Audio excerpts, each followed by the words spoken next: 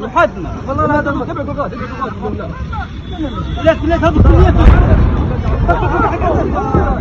ورا بعض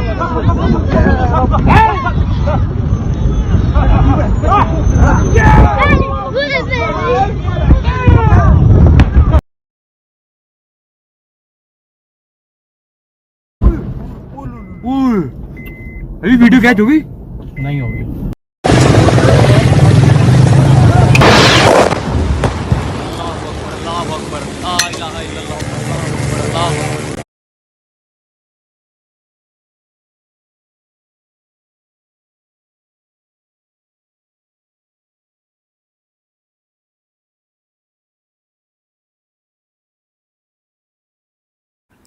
అయితే పహల్గాం ఉగ్రదాడి తర్వాత భారత్ ఖచ్చితంగా పాకిస్తాన్ పై ప్రతీకార చర్య తీసుకోబోతుంది అని చెప్పి కూడా ఖచ్చితత్వంతో ముందడుగులు వేసింది. ఇదే నేపథ్యంలో కొన్ని ఆంక్షలు విధించింది.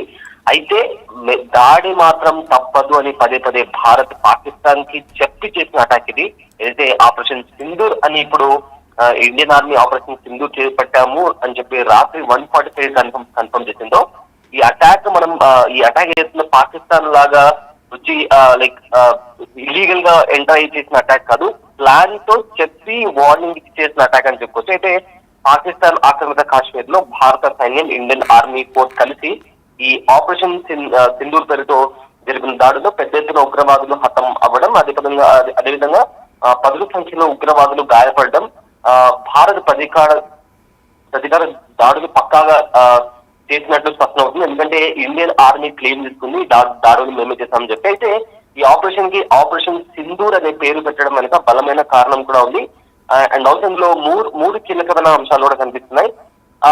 ఎప్పుడైతే ఈ పహల్గామా దాడికి సంబంధించి ఖచ్చితంగా అటాక్ చేస్తాము అని చెప్తూనే వస్తుంది. అండ్ రీసెంట్ గా కూడా పాకిస్తాన్ లో ఇండియన్ సర్వైలెన్స్ ఎయిర్ క్రాఫ్ట్ అయిన P-81 కూడా కనిపిస్తుంది. అప్పటి నుంచి పాకిస్తాన్ ఒక వీడియో కూడా రిలీజ్ చేసింది, ఇండియాకి సంబంధించిన సర్వైలెన్స్ క్రాఫ్ట్ కనిపిస్తుంది అని చెప్పి. అది కూడా ఒక సంకేతం. ఎందుకంటే ఈ P-81 క్రాఫ్ట్ అనేది సర్వైలెన్స్ చేసి ఉగ్రవాద స్థావరాలు ఎక్కడెక్కడ ఉన్నాయని చెప్పి మ్యాపింగ్ చేసి మళ్ళీ తిరిగి ఇండియాకి తిరిగి వచ్చిన తర్వాత ఎక్కడైతే పక్కాగా లష్కర్ తోయిబాకి సంబంధించి కావచ్చు, జైష్ మొహమ్మద్కి సంబంధించి కావచ్చు, వాళ్ళ స్థావరాలు ఎక్కడున్నాయి, వాళ్ళ హైడౌట్స్ ఎక్కడున్నాయి అనే విధంగా కూడా పిన్ పాయింట్ లొకేట్ చేసి మరి ఆ P-81 అనే స్పేస్ బయటకు వచ్చినట్టు కూడా ఇప్పటికే మనకు వచ్చిన సమాచారం.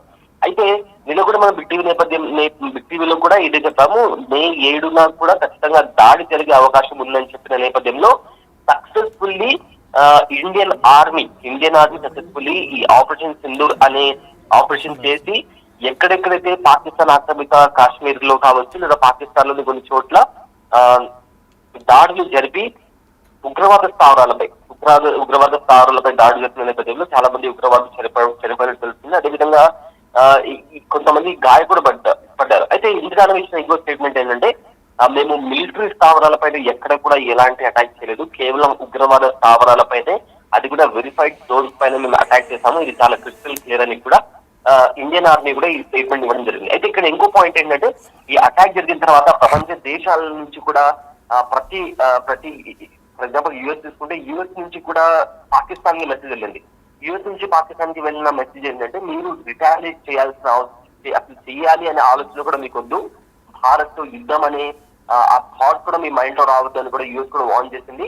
వాళ్ళు ఏదైతే మీరు పహల్గామ్ లో దాడి చేసిన నేపథ్యంతో పహల్గామ్ కి సంబంధించిన ఉగ్రవాద సంస్థ, పహల్గామ్ పైన దాడి చేసిన ఉగ్రవాదుల పైన వాళ్ళు ప్రతీకారం తీసుకోవాల్సిన అవసరం వాళ్ళకు ఉంది. అదే న్యాయమని అమెరికా కూడా పాకిస్తాన్ కు వార్నింగ్ ఇచ్చింది. అదేవిధంగా ఒక్క సెకండ్ కూడా మీరు భారత్ పైన యుద్ధానికి కాలు రువ్వాలని కూడా ఆలోచించడం అవివేకం అంటూ కూడా ఇప్పటికే యుఎస్ కూడా స్పందించింది. అయితే ఆపరేషన్ సింధూర్ కి సంబంధించి కొన్ని ఎలాంటి ఏ ప్లేసెస్ పైన అటాక్ చేస్తుందో ఒకసారి మనం లిస్ట్ చూసుకుంటే, మర్కజ్ సుబానల్లా, బహల్పూర్, ఈ ప్లేస్ మీద అటాక్ చేసింది. ఇది ఇక్కడ జైషే మొహమ్మద్ కి సంబంధించిన స్థావరాలు ఉన్నాయి. అదేవిధంగా మర్కజ్ తొయిబా అని లష్కర్ తొయిబాకి సంబంధించిన స్థావరాల పైన. నెక్స్ట్ వచ్చేసి సర్జాన్ టెహరా కలాన్, ఇది కూడా జైషే మొహమ్మద్ కి సంబంధించింది. తర్వాత మెహమూనా జోయా సైలా కోట్, నెక్స్ట్ వచ్చేసి మర్కజ్ అహ్లే హదీద్ బర్నాల్, ఇది లష్కర్ తొయిబాకి సంబంధించిన స్థావరం. అదేవిధంగా మర్కజ్ అబ్బాస్ కోట్లీ, ఇది జైషే మొహమ్మద్ కి సంబంధించింది. మస్కర్ రహీల్ షాహిద్ కోట్లీ, ఇది కూడా ఒక ఉగ్రవాద స్థావరం అని చెప్పి చెప్తున్నారు. దాని తర్వాత సవాయి నల్లా క్యాంప్ ముజఫరాబాద్ లష్కర్ తొయిబా క్యాంప్. దాని తర్వాత సైద్నా బిలాల్ క్యాంప్ ముజఫరాబాద్, ఇది జైషే మొహమ్మద్ క్యాంప్.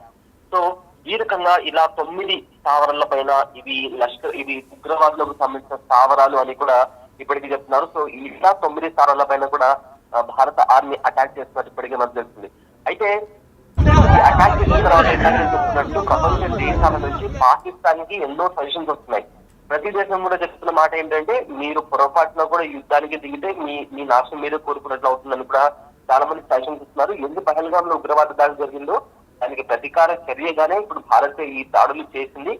ఆల్సో చెప్తూనే వస్తుంది, ఏ క్షణమైనా యుద్ధం జరగవచ్చు, ఖచ్చితంగా ప్రతీకార దాన్ని తీరుతాము అని కూడా చెప్తుంది. అయితే హింట్ ఇస్తూ వచ్చింది, ఖచ్చితంగా దాడి అనేది సత్యం. దానికి ఫర్ ఎగ్జాంపుల్ చెప్పాలి అంటే, ఎవరైతే ఆర్మీ త్రివిధ దళాల అధిపతులు ఉన్నారో వాళ్ళు రాజ్నాథ్ సింగ్ కలవడం, తర్వాత ప్రధానమంత్రి మోదీని కలవడం, ప్రధానమంత్రి మోదీ మళ్ళీ క్యాబినెట్ మీటింగ్ నిర్వహించడం, హై లెవెల్ ఆఫీసర్స్ ని తరచుగా కలుస్తూ ఉండడం. అంటే ఆపరేషన్ సింధూర్ అనేది ఆల్రెడీ స్టార్ట్ చేసిన తర్వాత పక్కా ప్లానింగ్ తో ఇది ముందుకు వెళ్లారనేది చాలా క్రిస్టల్ క్లియర్ గా అనిపిస్తుంది. ఎందుకంటే ఎప్పుడైతే పహల్గామ్ లో దాడి జరిగిందో అప్పటి నుంచే ఆల్రెడీ అక్కడ ఉన్న కాశ్మీర్ లో ఉన్న ఉగ్రవాద స్థావరాలను ధ్వంసం చేయడం కావచ్చు, లేదా సర్వైలెన్స్ మరింత పెంచి ఎలా ముందుకు వెళ్తే బాగుంటుందా అనే స్ట్రాటజీ పరంగా త్రివిధ దళాలు కలిసి చేసిన ఆపరేషన్ ఇది, ఆపరేషన్ సింధూర్ అనేది. అండ్ ఆల్సో ఆపరేషన్ సింధూర్ అనేది కూడా చాలా పహల్గామ్ లో జరిగిన దాడికి, ఎందుకంటే అక్కడ చనిపోయిన వాళ్ళు ఒక ఇన్సిడెంట్ చూసుకుంటే, నా భర్తను మతం అడిగి చంపేశారు అనే దాంట్లో సింధూర్ అనేది అంటే ఎవరైతే భర్తను కోల్పోయారో చాలా మంది అక్కడ ఉన్న 26 మంది కూడా మగవాళ్ళని చంపేశారు. సో చాలా మంది భర్తను కోల్పోయారు. సో ఈ నేపథ్యంలో సింధూర్ అనేది వచ్చేలాగా పెట్టారు అనేది కూడా అనిపిస్తోంది. సో మొత్తానికైతే ఆపరేషన్ సింధూర్ ఏదైతే భారత్ చెప్తూ వస్తుందో, మా పైన కనికరిస్తున్నాం కాబట్టి, మౌనంగా ఉంటున్నాం కాబట్టి, శాంతిని కోరుకుంటున్నాం కాబట్టి, అది మా చేతకాంతరం అనుకుంటే అది మీ తప్పే అని చెప్పి కూడా భారత్ మరోసారి ప్రూవ్ చేసింది. 1971 తర్వాత నేరుగా పాకిస్తాన్ లోపలికి వెళ్లి ఇలాంటి దాడి జరగడం అనేది ఇదే తొలిసారి. ఎందుకంటే అప్పుడు ఒకసారి యుద్ధం జరిగినప్పుడు అలాంటి కైండ్ ఆఫ్ అటాక్ ని భారత్ చేసింది. మళ్ళీ అగైన్ ఇప్పుడు ఇవాళ ఇలాంటి ఒక అటాక్ చేసింది. అయితే లాహోర్ సియాల్కోట్ ఎయిర్పోర్ట్ లు కూడా మూసివేశారు. ఎందుకంటే ఇప్పటికే మనం విజువల్స్ చూసుకుంటే ఆ మిజైల్ స్ట్రైక్ అయినప్పుడు కూడా అక్కడ జనాలు కావచ్చు ప్రతి ఒక్కరు పరిగెత్తుతున్నారు. ఈ నేపథ్యంలో అక్కడ ఉన్న మద్రసాలు కావచ్చు, లేదా ఎవరైతే అక్కడ చుట్టుపక్కల ఉన్న అక్కడ సివిలియన్స్ ని కావచ్చు, వేరే సేఫ్ ప్లేసెస్ కి పంపిస్తున్నారు. అక్కడ ఉన్న మద్రసాలని కూడా మద్రసా క్యాంప్స్ ని కూడా క్లోజ్ చేస్తున్నారు. ఈ నేపథ్యంలో పాకిస్తాన్ లోని లాహోర్ సియాల్కోట్ ఎయిర్పోర్ట్ లను కూడా క్లోజ్ చేశారు. అదేవిధంగా ఇస్లామాబాద్ రావల్పిండిలో మెడికల్ ఎమర్జెన్సీని కూడా అలర్ట్ చేశారు. ఎవరైతే డాక్టర్స్ సెలవుల కోసం బయటికి వెళ్లారో వాళ్ళని కూడా వాళ్ళ లీవ్స్ రద్దు చేసుకుని మళ్ళీ తిరిగి రావాలని చెప్పారు. అదేవిధంగా పాక్ లో ఉన్న పంజాబ్ విద్యా సంస్థలను కూడా మూసివేయాలని కూడా ఆర్డర్ చేశారు. అయితే ఇందాక చెప్పినట్లు 1971 తర్వాత ఇదే తొలిసారి పాకిస్తాన్ భూభాగంలో దాడులు చేసింది భారత్. ధర్మశాల, లే, జమ్మూ కాశ్మీర్, శ్రీనగర్, అమృత్సర్ సహా కీలక విమానాశ్రయాల్లో కూడా ప్రజలు ఇప్పటికే ఇటు సైడ్ కూడా విమానాలకు సంబంధించిన రాకపోకలను కూడా రద్దు చేశారు. అదేవిధంగా ఎయిర్ ఇండియా కూడా 9 నగరాలకు సంబంధించిన విమానాలను కూడా రద్దు చేసింది. ఇదే విధంగా ఇవాళ మధ్యాహ్నం 12 గంటల వరకు కూడా అన్ని విమానాలను కూడా రద్దు చేశారు.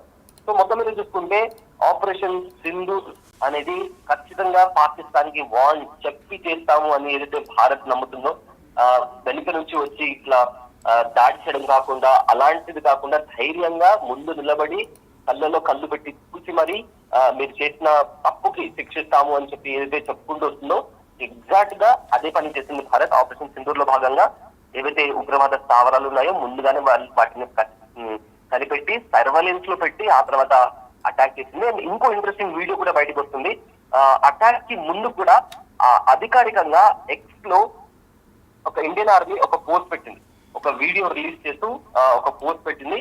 ఆ పోస్ట్ లో కూడా ready to strike train to win అనే క్యాప్షన్ తో అర్ధరాత్రి 1:28 1 గంట పూట ఆ టైంలో ఈ వీడియోని ఎక్స్ లో పోస్ట్ చేసింది. ఆ తర్వాత ఆ వీడియో పెట్టిన 15 నిమిషాలకే ఆర్మీ చేసిన ఆపరేషన్ సింధూర్ ఏదైతే ఉగ్రవాద శిబిరాలు ఉన్నాయో ఆ శిబిరాలను ధ్వంసం చేసింది. అయితే దాడి చేయబోతున్నాము అనే విషయాన్ని కూడా, అంటే ఈ పహల్గామ్ లో అటాక్ జరిగిన తర్వాత ఆల్రెడీ హింట్స్ ఇస్తూనే వస్తుంది. అండ్ ఆల్సో దాడికి కరెక్ట్ 10 నిమిషాల ముందు ready to strike train to win అనే క్యాప్షన్ పెట్టి ఒక వీడియో పెట్టి మరి ఎక్స్ లో దెన్ ఆ వీడియో పెట్టిన 10 మినిట్స్ కే పాకిస్తాన్ లో, అదేవిధంగా పాకిస్తాన్ ఆక్రమిత కాశ్మీర్ లో కూడా ఈ దాడులు జరిగాయి. అయితే మొత్తం మీద ఇలాంటి దాడులు మరిన్ని కూడా జరగచ్చు అనే అవకాశం ఉందని కూడా ఇప్పటికే మనకు సమాచారం వస్తుంది.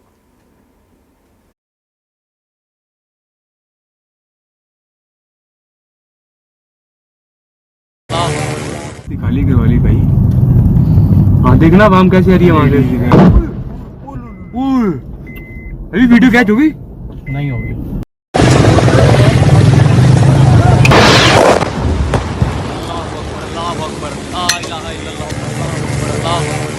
खाली करवाली भाई। हाँ देखना वाम कैसे आ रही है वहां से। अभी वीडियो कैच होगी?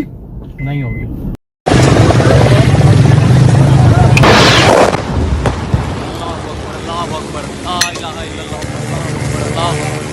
खाली करवाली भाई। हाँ देखना वाम कैसे आ रही है वहां से। अभी वीडियो कैच होगी? नहीं होगी।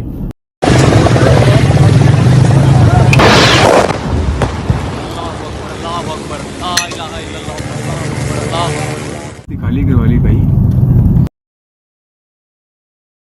नुकसान है।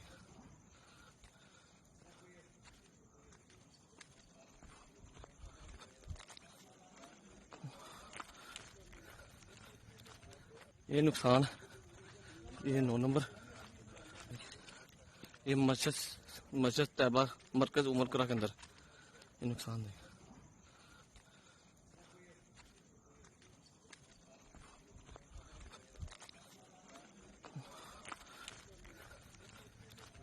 ये नुकसान, ये 9 नंबर, ये मस्जिद तैयबा मरकज उमर करा के अंदर ये नुकसान है।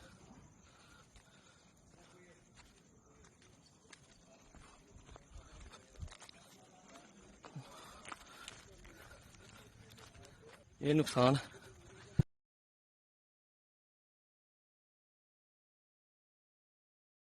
नहीं होगी।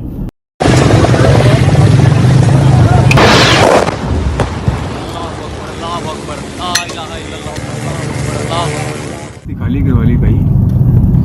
हाँ देखना वाम कैसे आ रही है वहां से। अभी वीडियो कैच होगी? नहीं होगी।